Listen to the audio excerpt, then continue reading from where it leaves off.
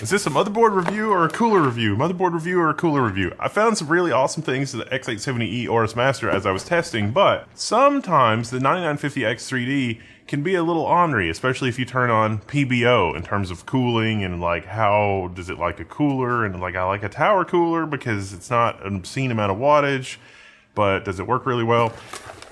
Enter the FSP MP7, which is kind of inexpensive for what it is at the time that I'm shooting this video.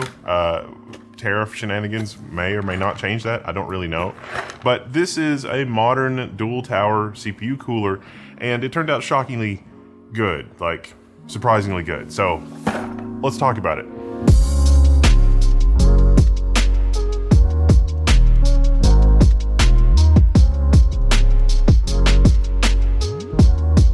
This is a 2-fan dual tower cooler. And it might be the perfect cooler for a 9950X if you're looking to not spend a lot of money, or a 9950X3D for that matter. If you're not looking to spend a lot of money on the cooler, but get a cooler that gets the job done. I even tested it with a Core Ultra 7 265K with an overclock, and it did really well.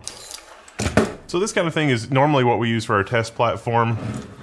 This is just, you know, a sheet of laser etched aluminum. I think this was from Bixby or something, but I got it from China, so it might not be real. It might be off label because I got like 12 of them or 16 of them, and they were super insanely cheap. And then I 3D printed an AIO mount for the side to make it easy to pop different AIOs on and off, or to make it easy to pop different motherboards on and off with AIO. This one's set up for AM5.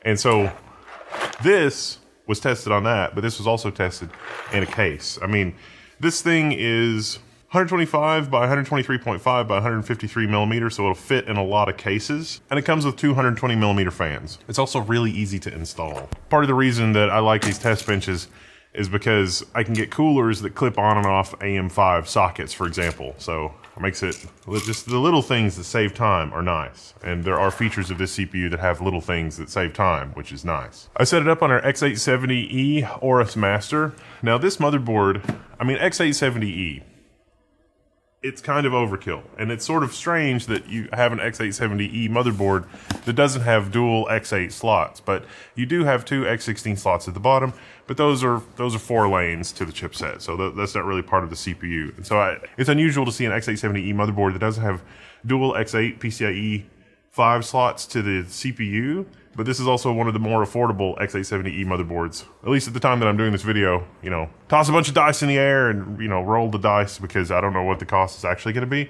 16 plus 2 digital VRM. It does have one ultra durable slot. Gigabyte also has their own take on a Wi-Fi 7 easy plug removal because it's got built-in Wi-Fi 7. I don't know. I don't know. At first I was like, oh yeah, I could get behind this. And then it's like, ooh, I don't know. It's different. So what happens if this antenna breaks? So our Aorus Master motherboard is, you know, it's got a pretty attractive fit and finish. I also like that it's basically toolless.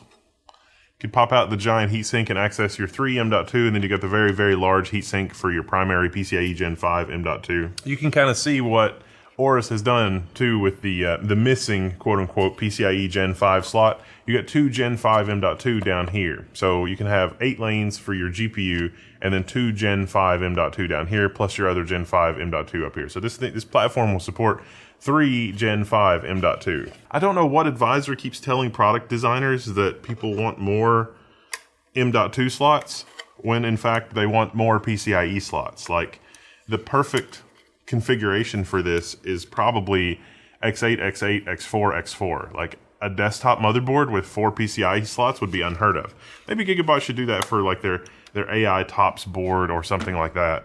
Because I've noticed that Gigabyte has been more into the workstation or workstation-ish motherboard. I would also like, I know this sounds insane, but I think the ASMedia chipset can do it from AMD, an 8-lane PCIe Gen 3 slot. So that's okay, because if you take PCIe Gen 3, that'll be equivalent to PCIe Gen 4, 4 lanes, which would still work through the chipset, and that would let that PCIe Gen 3 8-lane slot work with older peripherals, like maybe an older 25 gigabit NIC, or an older 8-lane, like the high-end Magewell capture cards, stuff like that. Stuff like that is useful in the server, home lab, workstation context, even though it's PCIe Gen 3. Anyway, I digress. We've got a slot release button, which is fantastic. That is great. Everybody needs that because it makes installing and removing a GPU a lot easier. This is also one of the most ultra durable reinforced PCIe slots I've ever seen from Gigabyte. We've also got front HDMI on this, which is an unusual feature. We've got our USB Type-C, 20-pin front USB, 4 6 gigabit per second SATA ports, another 5 gigabit front panel, so you got a total of 4 5 gigabit front panel USB, and then you got 2 USB 2.0 headers. You get a TPM header, an ESPI DB header, ARGB headers, and a 5050 header. 2 ARGB headers at the bottom edge of the motherboard, and then your front panel audio. You've also got some right angle fan connectors here, and the fact that all of these are right angle is very nice because if you have a longer card coming off of the bottom slots here, it'll clear. Or if you have, it's a 6-slot GPU from the future, it'll clear it. At the top edge of the motherboard, you got 2 4-pin fan headers and 2 more ARGB headers. You also got a physical power button and a diagnostic postcode readout. At the rear I/O, we got our QFlash Plus and our clear CMOS button, 2 USB 2 ports, HDMI out for the iGPU. Then we got a stack of USB 3.2 ports. Then we've got our BIOS flashback port, a USB 3.2 Gen 2, and another USB 3.2 Gen 2, 2 USB 4 plus DP ports. And then we've got our 2 USB 3.2 ports and our 5 gigabit. Our quick release Wi-Fi 7 connector, analog microphone in and analog line out, as well as optical SPDIF. Aorus has done a nice job putting the physical parts of this motherboard together. The VRM solution is definitely adequate, if anything overkill, because the weight of this motherboard is dominated by the giant heat sinks between the M.2 and the VRM area. Even the 9000 series CPUs from AMD really don't use all that much power, and so, I mean, maximum, you're not going to touch 300 watts at all, and this would deliver well beyond 300 watts. So this would be a good overclocking board as well. I would have liked to have seen 10 gigabit Ethernet maybe, but 5 gigabit, okay, all right. So you got options for the Intel mounting situation, and I like that they've got color-coded standoffs. So you got orange, purple, and blue. The FSP tower comes with this absurdly long screwdriver, which is great. It makes installation easy. Again, it's all about the easy installation. It means you don't have to remove the fans. But it's also bad because this screwdriver shaft is so tiny that if you lost it, you would have a hard time installing or removing this heatsink. So maybe that's a bit of a security feature. Put it back in the box and keep the box forever. It's your forever box. Because that heatsink is not coming off that motherboard without the screwdriver in this box. I'll leave it up to you to decide if that's a pro or a con. The fan connection has its own pigtail, so it potentially only uses a single fan connection, but if you want to monitor the fans individually, you can. Both of the fans have a pigtail, so this technically can use 0 fan headers. You could just connect this to a fan header, daisy chain the other fan, and then daisy chain a third fan, your rear exhaust, whatever you want to do. I am just going to connect them directly, since this motherboard has 2 fan headers. I don't know why, but Gigabyte doesn't call out that front HDMI interface for your display so that you can run an internal display. You know those really cool cases that have a built-in display? Well, that's an HDMI connection to do that.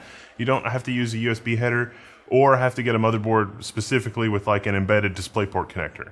Now, I like the genius of the embedded DisplayPort connector, but I can see how an HDMI connector is a lot easier to deal with because you could route that HDMI connector out to your rear I/O if you're going to use like a dual monitor, iGPU situation, or whatever. But HDMI to an internal display in your case, maybe put something in a tempered glass side panel. Okay, I get it. Neat. Good feature.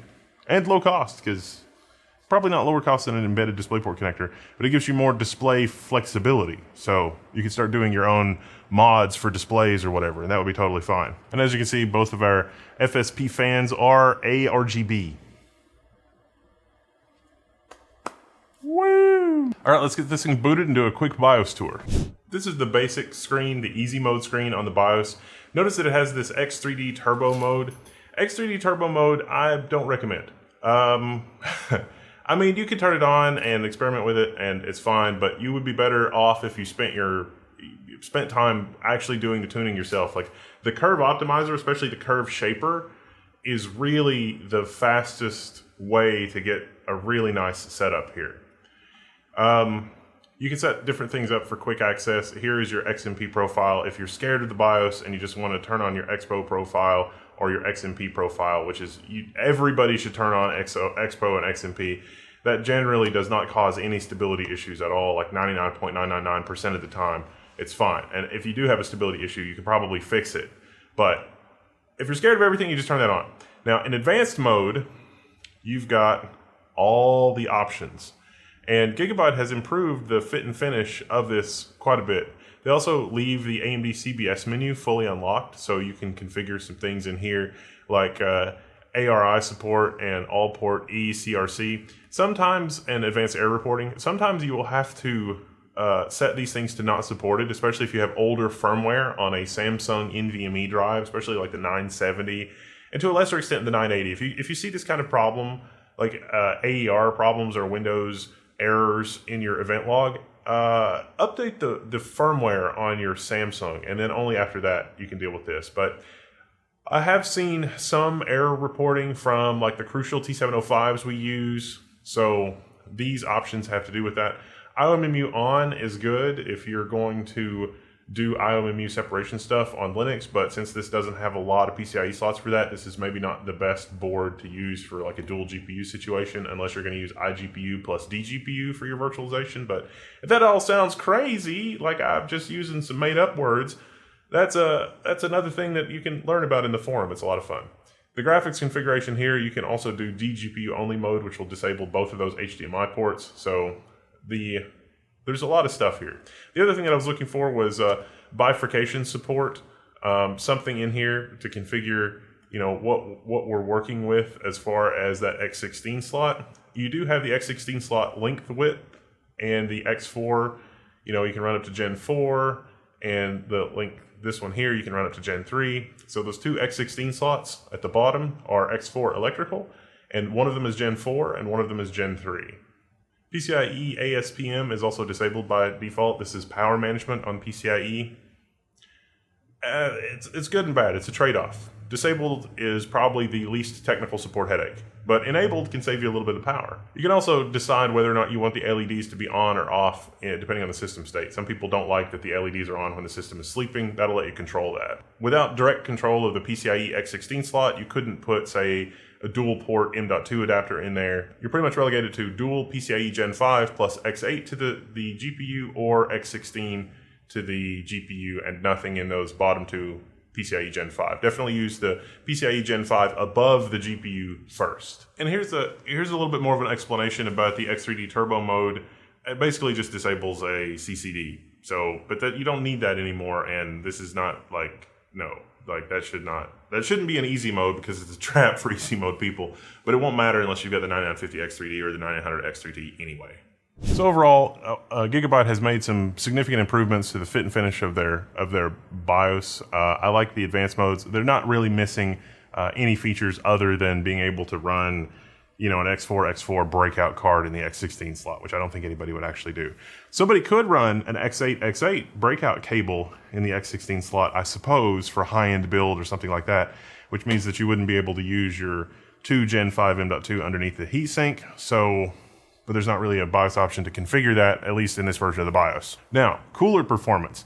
Basically, what sort of RPM does the motherboard request when we're running a Cinebench 30-minute stress test? And we did that on this platform as well as the Core Ultra 7. And yeah, it's basically the same. It's between 1800, it's about 1900 RPM, give or take. And that's not very loud. It's very hard to hear 1900 RPM. In a fully enclosed case, I don't think you would hear 1900 RPM from these fans, but they do move a fair bit of air. This is a 6 heat pipe design. So now playing Cyberpunk 2077 on the Ryzen 9 9950X3D, 7950X3D, this kind of thing. It ramps a little bit at first, and then it backs off, and generally does a little better than the fan speed for the Core Ultra 7 265K. The Core Ultra 7 265K starts out really strong, and then the motherboard ramps that. And that could just be a difference in the motherboard, because obviously we're not using the same motherboard between a Core Ultra 7 265K and our Ryzen 9 testing. But it was very nice to see that basically after you've been playing for a while, it backs off. And what we were doing before we started playing games was Cinebench. So it's like we hopped directly from Cinebench into Cyberpunk Phantom Liberty 2077, and we can see that, in just about 5 minutes, 10 minutes, you know, almost immediately the fan speed comes down to 1500 RPM, and then when you start playing a game, it's like, oh crap. And so it ramps up to 1600 RPM, 1650, something like that, and then it comes down and just goes across through there. Interestingly, the Core Ultra 7, 30 minutes of Cinebench, it doesn't really matter. You get a little bit of a spike 20 minutes into gameplay for Cyberpunk 2077, and it ramps up a little bit, and then it just sort of kind of backs off. And this pattern at the end of the graph is sort of what you'll hear if you've got the side of the case off and your ear basically right against the CPU cooler. You'll hear the fan ramp up a little bit, and then it backs off, and then it just sort of slowly goes there. And that fan profile, like what's doing that is the motherboard, and so that's not the X870E Aorus Master that's doing that, and that has nothing really to do with the cooler. It's the motherboard that's choosing that fan profile. And this is the kind of thing that people want to customize. The orange line is the out-of-the-box fan profile for the X870E Aorus Master, which I think is better because it is more even. There's less spikes and humps. So good job, Gigabyte. You can also see the temperatures here across the different CPUs when we're running our 30-minute Cinebench average. Yeah, I mean, you know, this is one of those things where it's like, oh my gosh, it's too hot. No, it's fine. The CPU is turboing as far as it possibly can, but it's still using less watts overall than the Core Ultra 7 265K. The 265K is generating more heat, but the heatsink is dissipating more heat. And so, or more wattage, I guess I should say. So it's just the mechanical part of the CPU. This is sort of the paradox where it's just, people look at it and say, this is too hot. And it's like, well, you can run your CPU more aggressively, but you don't need to. And then if we layer in the 9950X3D to this test, you can see that the 9950X3D thermal improvements are real. AMD mentioned this at launch, and you can see that pretty clearly here with this FSP tower cooler that, yeah, actually the 9950 does do a little bit better thermally because they made some changes. The cache is on the bottom now, you know, fun stuff like that, at least in the case of the X3D part. You can also see our average CPU temperatures in Cyberpunk 2077 Phantom Liberty. I think this pretty well speaks for themselves, but some interesting stuff here. So there you have it. I like the X870E Aorus Master motherboard. It definitely fits for certain kinds of builds, especially if you're going to use that front panel HDMI. It's a solid build.